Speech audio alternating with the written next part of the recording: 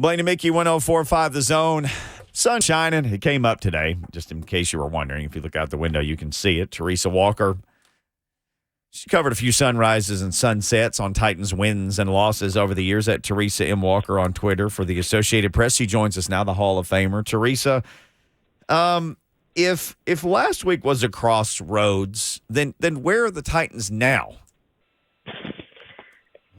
Turning in circles a little bit, trying to find their way to the right direction. They're, unlike Robert Johnson, there's nobody, standing around looking to buy their soul at the moment. But let's put it this way. We talked with Mike Vrabel, about an hour ago, and, it is what it is. He said yesterday it was just bad football. They tied their season high with 4 turnovers. And the Jaguars turned that into 20 points. And, the final was 36-22. Sometimes it's that simple. And, think about this. They started off great. For all the people who want Todd Downing fired, they opened with a flea flicker. Yes, didn't connect. But they drove down the field to open the game, scored a touchdown. Derrick Henry had 96 yards of rushing in the first quarter. More than he'd had in the last 2 games combined. So it looked like they had corrected some of the blocking issues that we saw in Philadelphia, and certainly the week before in the loss to, and now I'm blanking. Now that the games are starting to run together, but now they're in the midst of the first 3-game skid for a lot of these players. Okay. Every player that's been on this roster for more than a year or two has never experienced a losing season, right? The last time and the only time this team has lost 3 straight under Mike Vrabel, his rookie year, 2018, 2 of those 3 games were on the road. Challenge now is 2 of the 3 were here. And guys, when Racey McMath made his season debut yesterday, they played 77 players this season. They got 2 guys back from IR. They put another one on. It's like take 1 step forward, 2 steps back. Now, the most hopeful news today, Mike Vrabel said he hopes so when asked if they're, Danico Autry, their sack leader still, after missing 3 games, has got a chance maybe to be back this weekend. So that would be a big addition to this team. They just need to see if they can get a few guys healthy, and yet they still sit atop the division. And I'll still make this argument that the key for any NFL team is being in the playoffs, being healthy at the right time, having enough healthy guys at the right time. And if you win your division, you get a home game. And the thing that, remember back in January 2020, they finished the season on the road. And by the time they got to Kansas City for the AFC Championship game, it was the 4th straight week that they had to travel and play a game. It takes a toll on a body. I don't care how many people are carrying your bags for you. The act of getting on a plane, flying, and doing all that stuff takes a toll. Blaine can back me up on that. And, if they can clinch this division and get some key guys back, then they still have Derrick Henry. And they reminded us yesterday they can still run the ball. And, another guy I'm looking to hopefully they can get back this week maybe, Traylon Burks. Yeah. They were led yesterday in receptions by a rookie, Chigakwonkwo. He caught every pass thrown to him, and the 6 catches on the stat sheet does not include the 2-point conversion that young man managed to grab against his helmet and face mask. So, there are pieces. They just need to, cut out some of the mistakes. And the 4 turnovers yesterday, you're not going to win any game when you have that many. And before I pass you over to Blaine, I'll even strengthen your argument a little bit more. Jim Wyatt updated the number. They actually hit 80 yesterday. They started the day with 77 and got to 80 during that game. They've played 80 different people a year after playing 91. And see, I hadn't seen that number. I had an email into the PR staff trying to double-check that because, they were at 76 going in. So I knew Racey was at least number 77. And that's the thing. They've been churning this roster, trying to, find healthy bodies. And, Trey Avery is a kid who, it's like, wait, who is this kid? He's an undrafted rookie out of Rutgers. Suddenly you get Josh Thompson back, and it's like, wait, who is he? Well, he's another undrafted rookie. It's like, they've been making some serious chicken salad with this roster. And let's not forget, there's still 4 more games left in the season. And when they had used 76 players through last week, That was second in the NFL at that time to Arizona at 77. So at this point, that 80 could easily put them atop the NFL yet again for a second season. Man, Teresa Walker laying it down for us here of the Associated Press, talking Titans. Well, Teresa, just by you talking about all the injuries made me kind of redirect how I was going to ask this question. Do you think Vrabel is adjusting to the actual talent that he actually has in this last game to effectively win, or is he sticking with the same mantra of what he wants the identity of the team to be? And when I'm talking about that, I'm talking about the defense, when typically he just needs 4 to rush. I know they blitzed on occasion, but does he have to change his thought process? And maybe with not having your corners and all your pass rushers, maybe in this particular game, maybe should have played a little more zone or blitzed a little more? I mean, what are your thoughts? Is he adjusting to the actual talent? And now we can go outside of the 4 turnovers. That's always hard to overcome. But at the same time, it's still a 3-game window of losing. And at some point, if the guys are going to come back or not. So do you adjust to the actual players you're playing with? Well, Blaine, I think that part of the problem is you're trying to adjust. You're trying to communicate. Kevin Byard and Amani Hooker were in that backfield, the secondary yesterday. But you had Hooker in the slot, because of the injuries at cornerback. Christian Fulton is out. So, along with Trey Avery and, on and on and on. Caleb Farley's on IR. At a certain point, you're trying to get guys lined up in the right spots. And then trying to, Evan Ingram, it just didn't feel like they had anyone who could keep up with him. And, could blitzing have maybe helped them get more pressure on Trevor Lawrence? Trevor Lawrence had the game of his career yesterday. And, career high 368 yards. No pressure. Well, there were times he was running around, extending plays with his legs, and still managing to find guys down the field because, there was just, we're starting to learn the names Terrence Mitchell and Andrew Adams, but, these are still some new guys on this team. So, your inside linebackers yesterday were Monty Rice and Dylan Cole. You've got Jeffrey Simmons, who's been gutting it out on an ankle that, he was actually able to, get back into practice at least one day last week, which is a nice sign. But, I'm not sure how it's tough to cover up some of what they're playing with, I think, just with making some scheme changes. No doubt about it. We're on with Teresa Walker, AP writer, Hall of Fame writer. The defense, I think, is only playing with like 5 initial starters. But we always get this question, and I really don't have a little insight on like exactly why this happened. This is 2 years in a row with all the injuries. And I'm sure other teams have had injuries too as well. But people always want to go to the strength and conditioning and the training staff. How do you, view all the injuries here 2 years in a row from covering the Titans all this over the last 2 years?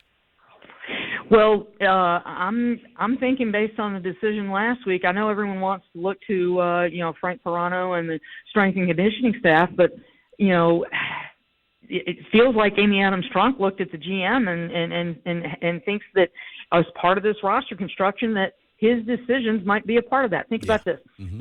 Julio Jones, they trade for him. He had hamstring issues the year before. He had hamstring issues last season.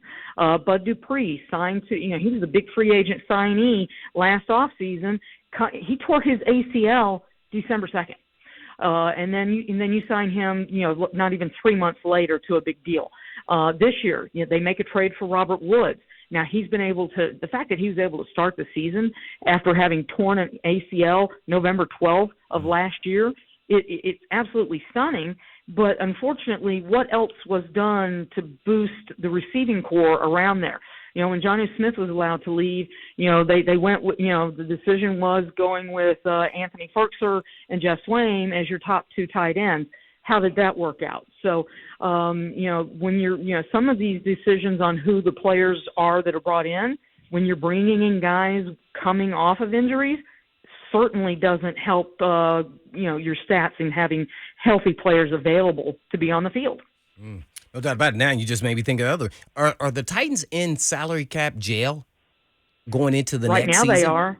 Yes. Right now, and well, here's the thing.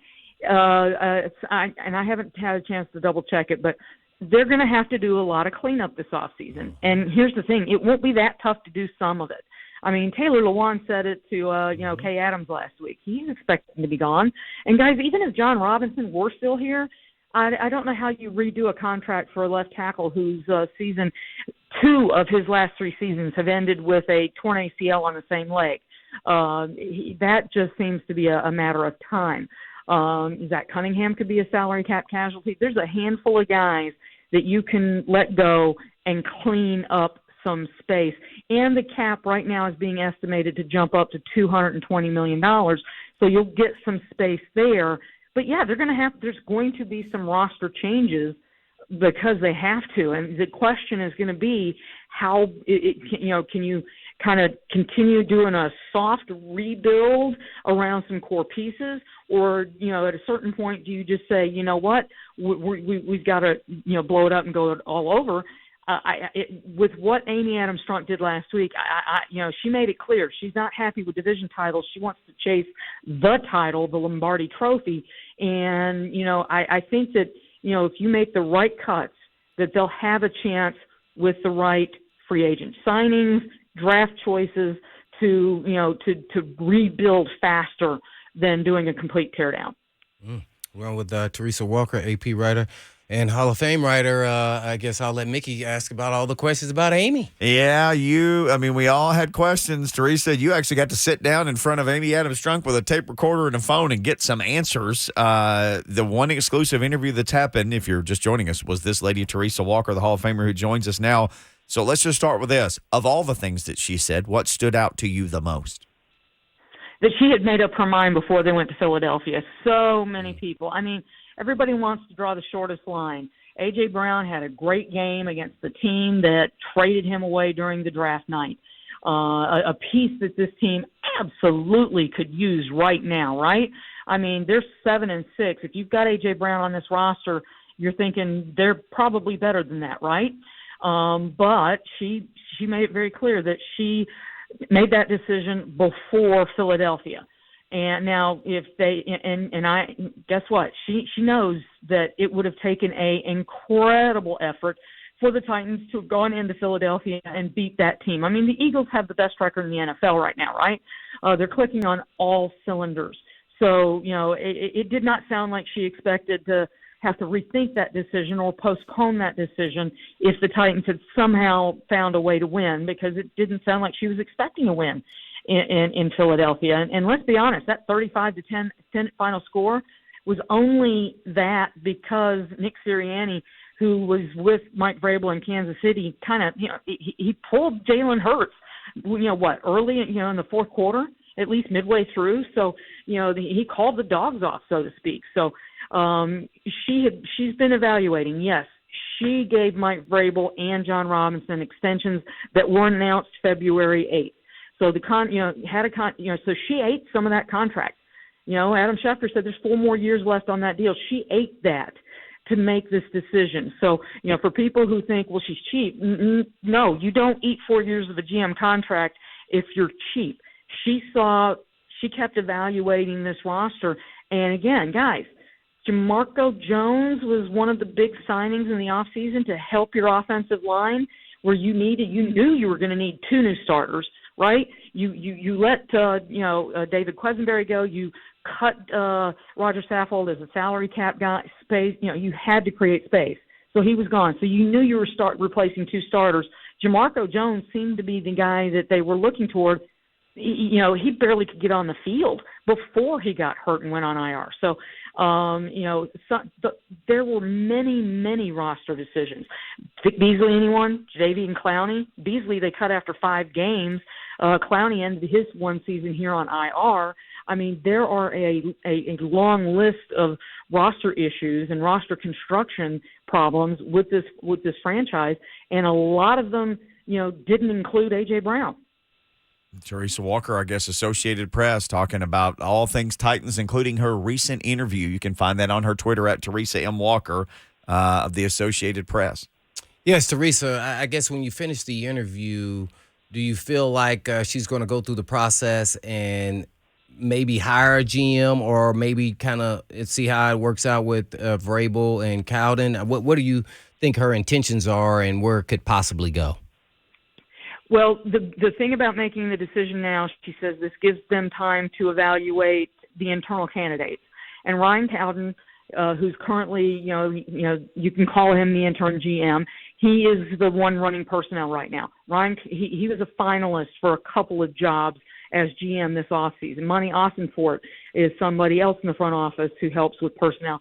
He also interviewed for GM openings.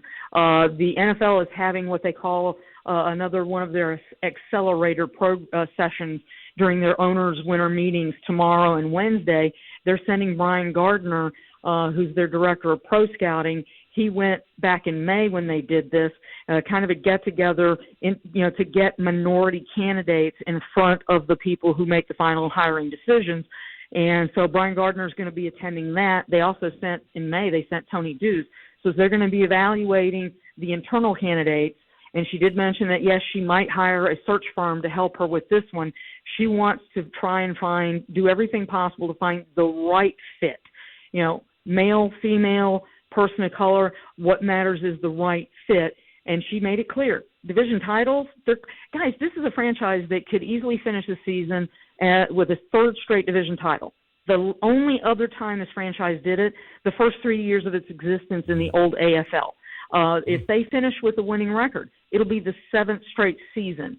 And the only other time they did that during the run and shoot days when they had Warren Moon, who's in the Hall of Fame. So they have been on a good run.